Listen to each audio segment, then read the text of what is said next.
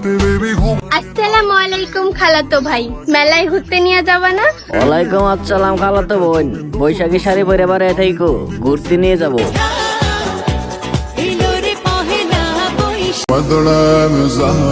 এই সেই জায়গা 18 বছর না হওয়া ছেলেদের এখান থেকে বন্ধ হয়ে যায় জীবনের চাকা।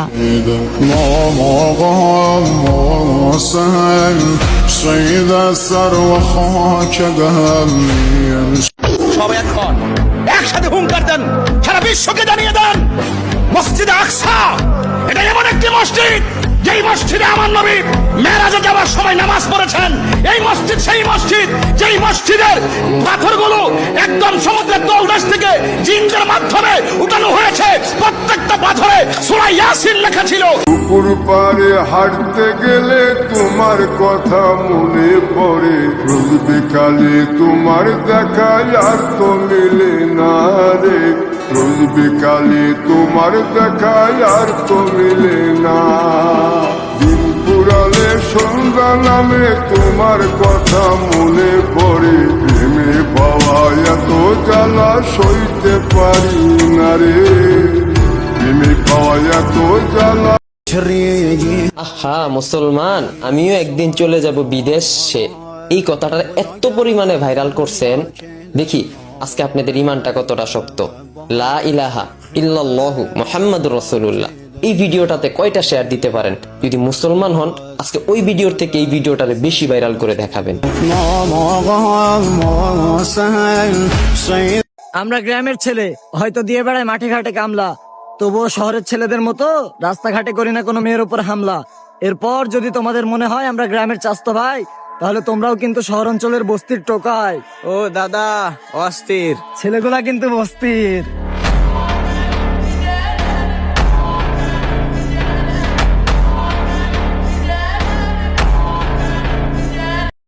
সরল মনে দাগ লাগাইয়া দূর থেকে হাই নুন ছিটাও, আমার মুখটা কালা কইরা কার মুখেতে রং লাগাও। আবেগ বসে বলতা কথা, তুমি আমার ভাবনা পাতা। লাভ লাভ লাভ লাভ লাভ লাভ ওরে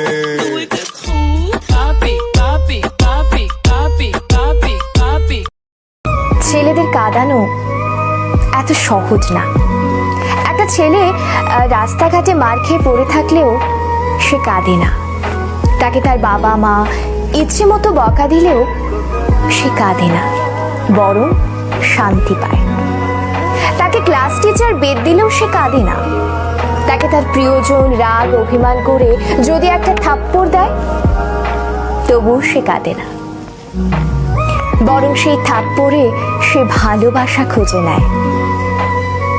এক কথায় বলতে গেলে ছেলেরা কাঁদেই না। ছেলেদের কাঁদানোর একটা সহজ উপায় হলো তাকে অবহেলা করুন, তার থেকে গুরুত্ব কমিয়ে দিন, তার প্রতিটা কথা এবং অনুভূতি হেসে উড়িয়ে দিন, তার ভালোবাসাকে মজা হিসেবে নিন। তবেই ছেলেটি কাঁদবে, তবে রাতে কেউ জানবে না। আপনি এইটুকু করে এক রাতে তাকে যতটুকু কাঁদাতে পারবেন, বাকি সারা জীবনেও তাকে ততটুকু কাঁদাতে পারবেন না।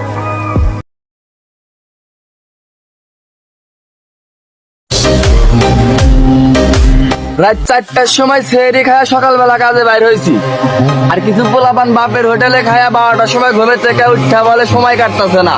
বলি কি মধ্যবিত্ত হলে বুঝতা সময় কেমনে যা।